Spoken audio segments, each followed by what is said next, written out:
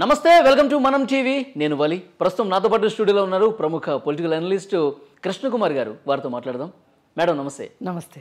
కృష్ణకుమార్ గారు, A1 Satish arrest అయ్యారు జగన్ రాయదాడి కేసుకు సంబంధించి. A2 దుర్గారావు అని చెప్తున్నారు, ఈయన మేజర్ అని కూడా చెప్తున్నారు. అయినప్పటికీ పోలీసులు అదుపులోకి తీసుకుని విచారిస్తున్నారని చెప్పి కుటుంబ సభ్యులు ఒకవైపు చెప్తున్నప్పటికీ కూడా దీనికి సంబంధించిన సరైన సమాచారం పోలీసుల నుంచి రావట్లేదు. అతను ఎక్కడ ఉన్నాడో తెలియట్లేదు. త్వరలో అరెస్ట్ చూపిస్తామని చెప్పి మన సతీష్ రిమాండ్ రిపోర్ట్లో పేర్కొన్నారు పోలీసులు. ఇప్పుడు దుర్గారావు ఎక్కడ? ఇప్పుడు ఈ కేసు మొదటి నుంచి కూడానండి వాళ్ళు చాలా చట్టానికి అతీతంగా ఉన్నారు, చట్ట ఉల్లంఘనలకు పాల్పడుతున్నారు. ఏంటి అంటే ఇప్పుడు ఎవరైతే అరెస్ట్ చేశారో అతను ఆధార్ కార్డు ప్రకారం అతను మైనర్ని అలా అర్ధరాత్రి ఇంటికి వెళ్ళి తీసుకుని వచ్చి యూనిఫామ్లో ఉన్న పోలీసులు అతనితో మాట్లాడటం కానీ అలా చేయడం కరెక్ట్ కాదు. పోక్సో యాక్ట్ ప్రకారమే అతని మీద చర్యలు తీసుకోవాలి. అదే ఆ పోక్సో యాక్ట్ ఎట్లా చెప్తే అట్లానే నడుచుకోవాలి పోలీసులు. సరే, అది ఒక ఉల్లంఘన, చట్ట ఉల్లంఘన. రెండోది ఏంటి అంటే ఇప్పుడు ఈ దుర్గారావు విషయానికి వస్తే ఇతన్ని అరెస్ట్ చేసి సతీష్తో పాటే అరెస్ట్ చేసి తీసుకెళ్లారు కానీ ఈ రోజు వరకు కోర్టులో ప్రవేశపెట్టలేదు.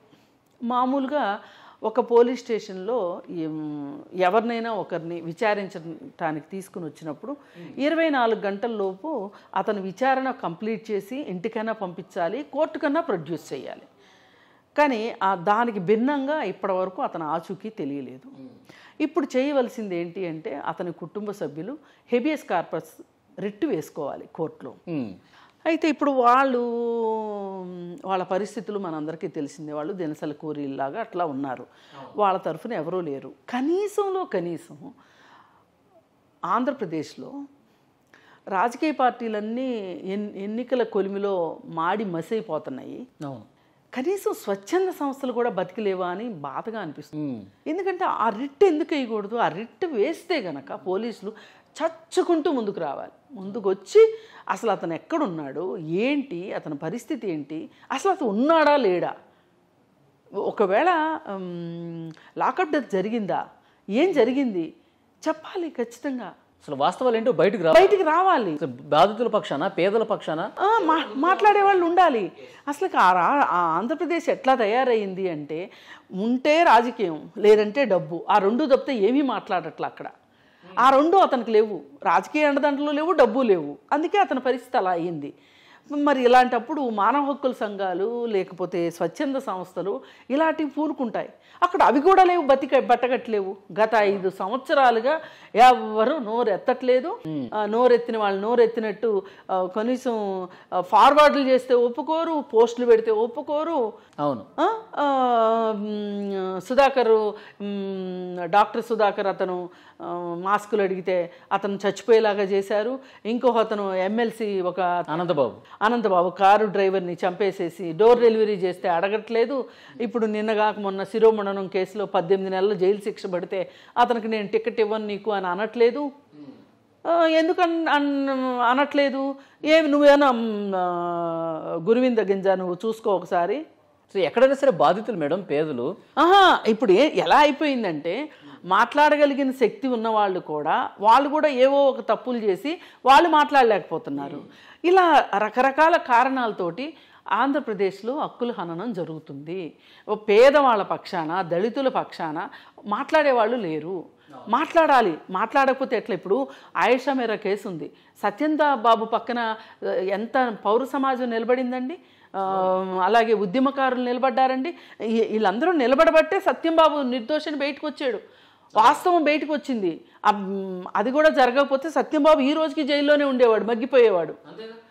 అసలు కోడికత్తి సీను గురించి ఎవరు మాట్లాడారు చెప్పండి? అసలు అక్కడ మాట్లాడాల్సింది రాజకీయ నాయకుల కన్నా స్వచ్ఛంద సంస్థలు, మానవ హక్కుల సంఘాలు మాట్లాడితేనే దానికి విలువ ఉంటుంది. అవును, రాజకీయ నాయకులు మాట్లాడితే ఏమంటారంటే రాజకీయాల కోసం మాట్లాడారు అంటారు.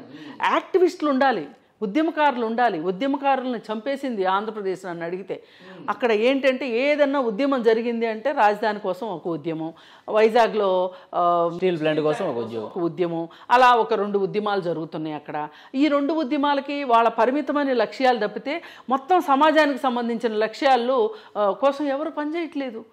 మరి గ్యాస్ పరిశ్రమలో అదేదో ఒక గ్యాస్ లీక్ ఎలక్ట్రికల్ ఫార్మాస్యూటికల్ కంపెనీలో గ్యాస్ లీక్ అయిందని చెప్పి అక్కడ పౌరులు ఇబ్బంది పడ్డారు, అలాగే కార్మికులు చనిపోయారు అని రంగనాయకమ్మ గారు అనే ఆవిడ ఒక ట్వీట్ పెట్టినందుకు గాను ఫేస్బుక్లో దాని గురించి పెద్ద గొడవ చేసి ఆమెను ఆ రాష్ట్రంలోనే బతకకుండా చేశారు. ఏమి ఆ రాష్ట్రం ఎందుకు హక్కును చేర్చుకోలేకపోయింది ఆవిడని? ఏంటమ్మా నువ్వు వెళ్ళిపోవడం ఏంటి, ఈ రాష్ట్రం నుంచి వెళ్ళిపోవడం ఏంటి, మీ హోటల్కి ఉన్న చరిత్ర ఏంటి, మీరేంటి అని మాట్లాడలేదు. మరి మాట్లాడి ఉంటే ఆవిడ ఎందుకు హైదరాబాద్ వచ్చేసేది? ఆ ఆస్తిని కూడా వదులుకుని రావాల్సిన పరిస్థితి వచ్చింది కదా ఆమెకు. ఆ వయసులో ఆమెకు ఆ కష్టం అవసరమా చెప్పండి? మాట్లాడలేదు ఎవరు. అసలు ఏం జరుగుతున్నా మాట్లాడట్లేదు అక్కడ.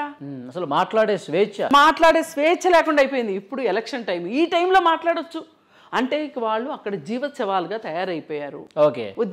ఉద్యమకారులాగా లేరు. దీనివల్ల ఆంధ్ర రాష్ట్రం ఇవాళ ఈ పరిస్థితిలో ఉంది అనడానికి ఇంతకంటే పెద్ద తార్కాణం లేదు. ఇవాళ ఒక వ్యక్తిని అరెస్ట్ చేశామని వాళ్ళు చెప్తూ ఓ పక్కన రిమాండ్ రిపోర్ట్లో లేటరాన్ మేము ప్రొడ్యూస్ చేస్తాము అని చెప్పి ఆ లేటరాన్ ఎప్పుడు ఎప్పుడు అనేది ప్రశ్న.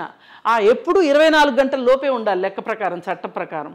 మరి చట్టాలను ఉల్లంఘించినందుకు ఏం చేయాలి చెప్పండి? అందుకే అసలు ఆ రాష్ట్రం బాగా నిశ్చేజంగా అయిపోయింది అనడానికి ఇంకొక ఉదాహరణ ఉంది. చంద్రబాబు నాయుడు అరెస్ట్ అయ్యి 52 రోజులు జైల్లో ఉన్నప్పుడు అసలు పౌర సమాజం ఎంత రావాలండి బయటికి? పోనీ పౌర సమాజాన్ని కాసేపు పక్కన పెట్టండి, తెలుగుదేశం నాయకులు ఏం రావాలి కదా. ఎవరికి వాళ్ళు ఏం కేసు పెడతారు? అసలు మన కేసు పెట్టి లోపలేస్తే బెయిల్ ఇచ్చేవాడు కూడా వస్తాడో రాడో, లాయర్లైనా పనిచేస్తారో లేదో, ఇంత అయోమయమైన గందరగోళ పరిస్థితిలో ఆంధ్రప్రదేశ్ ఉంది.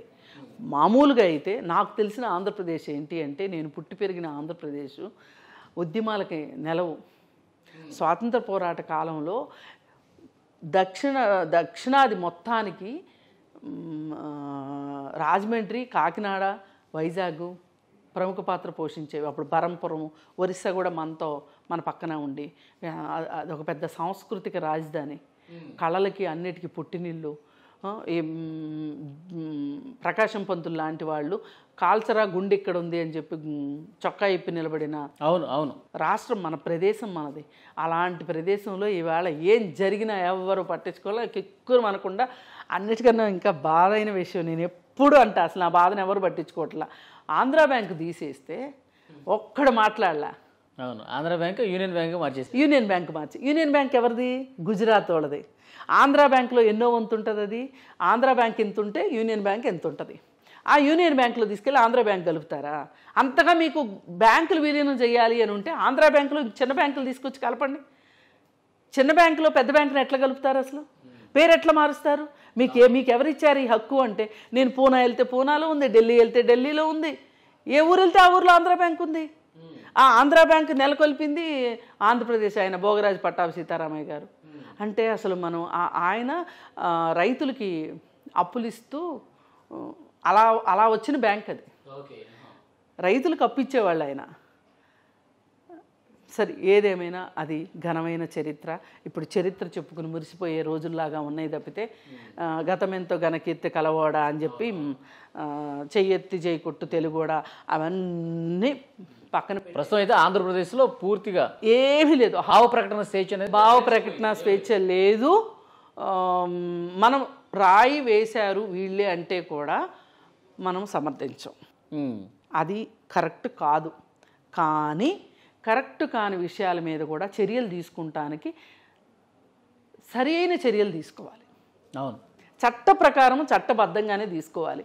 ఇప్పుడు అతన్ని భయపెట్టి అతనితో ఏం స్టేట్మెంట్? కుటుంబ సభ్యులు చెప్తున్నారు పోలీసుల దగ్గరే ఉన్నాడు, కానీ పోలీసులు ఏం చెప్పట్లేదు. అతను కొడుతున్నారా, రాష్ట్ర ప్రదేశానికి తీసుకెళ్ళి ఏమైనా బలవంతంగా చెప్పించే ప్రయత్నం చేస్తున్నారా, ఏమైనా ట్రైనింగ్ ఇస్తున్నారా, ఇట్లా చెప్పని ఇదంతా భయంతో ఉన్నారు కుటుంబ సభ్యులు. ఏమైనా చెప్పిస్తారు వాళ్ళు. కానీ ఇట్లాంటి ఆటలు కట్టించగలిగేది జర్నలిస్టులు, లేదు అంటే హ్యూమన్ రైట్స్ వాళ్ళు, సోషల్ యాక్టివిస్టులు, వీళ్ళెవ్వరూ అక్కడ లేరు. అది పరిస్థితి. సో వీళ్ళ పక్షాన్ని నిలబట్టడానికి ఏమన్నా మళ్ళీ జగన్మోహన్ రెడ్డి గారి అధికారంలోకి వస్తే మాకెందుకు వచ్చిన గొడవ అని చెప్పి అలాంటి భయం ఏమైనా ఉందా? ఉంది, అదే అంటున్నా. అందుకే అలా సమాజాన్ని ఆ విధంగా ప్రిపేర్ చేసి పెట్టేశాడు జగన్మోహన్ రెడ్డి. ఎందుకు అంటే ఇప్పుడు క్లాస్లో ఒకడు అల్లరి చేస్తున్నాడు అనుకోండి, వాడితో పాటు ఇంకో అల్లరి చేయనోడిని కూడా కొడతాడు టీచరు. ఎందుకు అంటే నన్ను ఎందుకు కొట్టారు మాస్టారు అంటే ఇది ఒక హెచ్చరిక.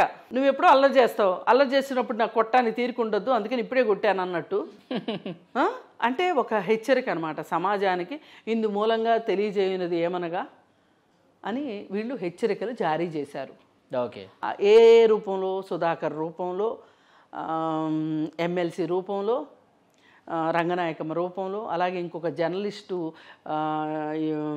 యూట్యూబ్లో వచ్చిన దాన్ని ఫార్వర్డ్ చేసినందుకు అర్ధరాత్రి అతని ఇంటికి వెళ్ళి అరెస్ట్ చేశారు. ఇంకే జర్నలిస్ట్ అయినా ఎందుకు సాహసిస్తాడు చెప్పండి? అవును, అంతేగా. ఇవి పరిస్థితులు ఆంధ్రప్రదేశ్లో. అందుకే ఇప్పుడు ఈ కేసు కూడా ఇలా ఉంది.